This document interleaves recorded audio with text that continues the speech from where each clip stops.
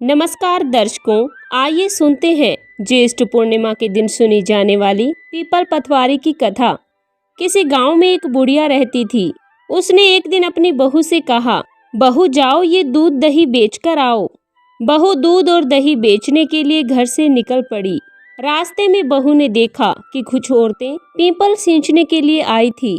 वह भी उन्हें देखकर बैठ गई और उसने औरतों से पूछा कि तुम सब यहाँ पर क्या कर रही हो। औरतों ने जवाब दिया कि हम पीपल को सींच रही हैं।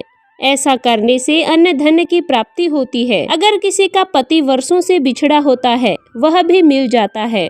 और इसके साथ ही ज्येष्ठ पूर्णिमा के अलावा भी हर पूर्णिमा को पीपल सींचना चाहिए। औरतों की सारी बात सुनकर वह गुजरी बोली कि तुम तो पानी से सींच रही हो, मैं तो दूध से सींचूंगी।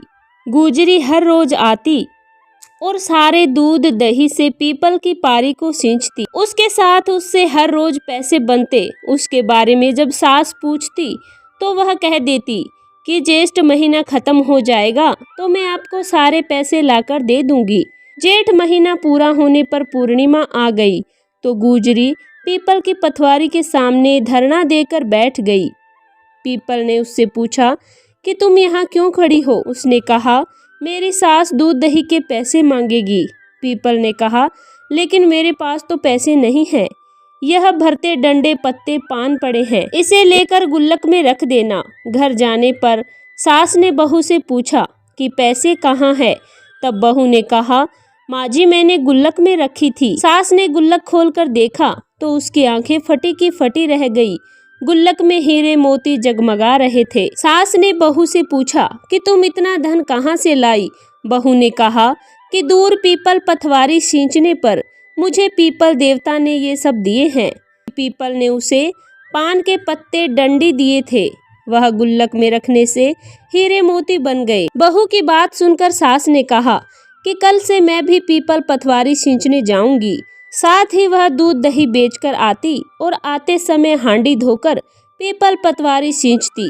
सास ने बहू से कहा कि तुम मुझसे पैसे मांगना जैसे मैं तुमसे हिसाब के पैसे मांगती थी।